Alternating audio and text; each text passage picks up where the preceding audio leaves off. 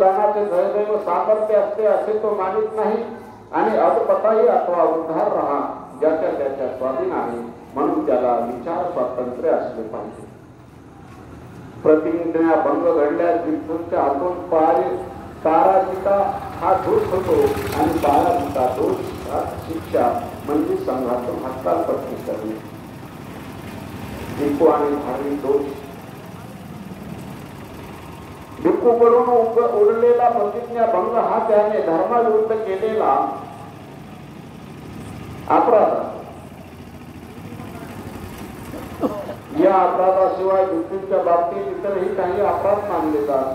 त्यांना संघात विशेष अशी संज्ञा विनय पिटकात अशा 13 अपराधांची यादी आढळते आणि ते 12 जागासारखे आहेत. भिक्खू आणि प्रतिबंध संघानिषेध आणि पराजिका याशिवाय भिक्खूला काही प्रतिबंध अथवा नियम पाळावे लागत. ग्रहस्थासारखा भिक्खू वाटेल ते करू शकत नाही. ज्यापैकी एका प्रतिबंध प्राण्याला निसर्गीय पंचतीय अशी संज्ञा असून त्यात भिक्खूने पाळावयाचे 26 प्रतिबंध समाविष्ट होतात. हे प्रतिबंध चिवरे नोकरीचा बिछाना भिक्षापात्र आणि औषधी यांच्या स्वीकृती अस्वीकृती संबंधी आहे. काही प्रतिबंध सुवर्ण आणि रौप्य यांचे दान घेणे वा न घेणे या संबंधी आहे.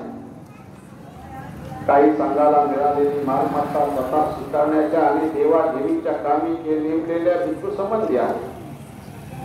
या प्रतिबंधाच्या उल्लंघनात निस्मनीय म्हणजे परतफेड आणि पाचितीय म्हणजे पश्चाताप व्यक्त करणे ह्या शिक्षा सांगितलेल्या आहेत.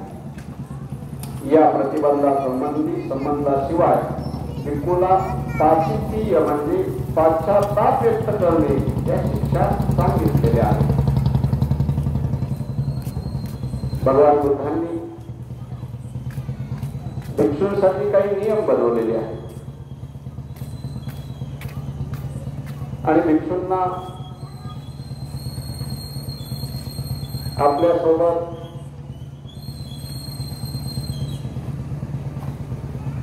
काही गोष्टी बाळगायच्या त्या म्हणजे दीक्षापात्र, वस्त्र, करगोटा, सुई धागा आणि पाणी गाळण्याचा कपडा.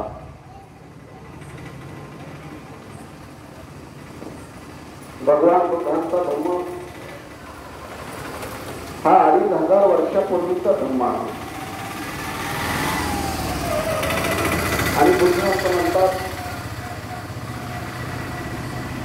हे जग परिवर्तनशील आहे.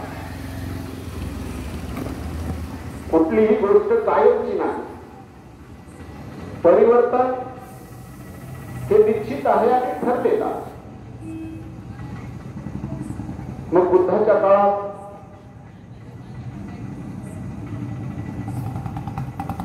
बुद्धांनी भिक्षूंना सांगितलं वर्षाचा धर्म आहे आणि आता त्याला 2568 वर्ष झाली. बाबासाहेब आंबेडकरांनी आपल्याला धम्म देऊन 68 वर्ष झाले. आता पाणी गाळण्याचा कपडा ठेवण्याची गरज आहे का भिक्षूंना?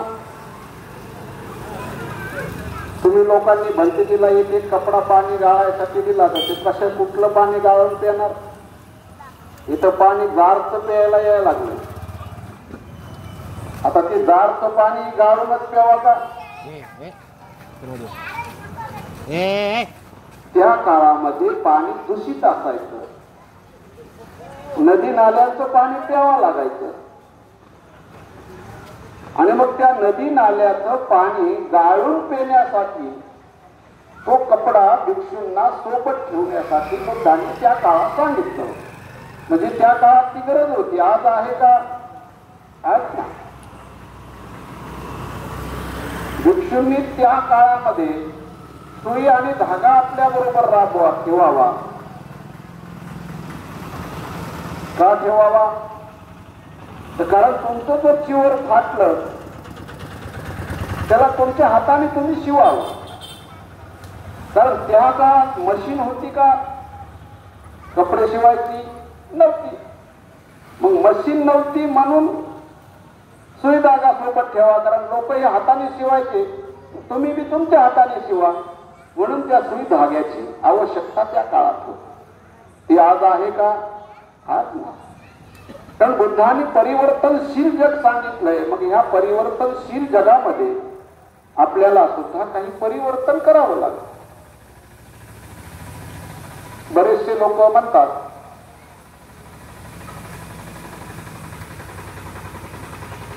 आणि आमच्या भिक्षू संघाचे नियम आहे की 12च्या आतमध्ये जेवलं पाहिजे. काल परवा आमच्याकडे बंधू आले होते, ते इथं वर्षावास करून गेले. ते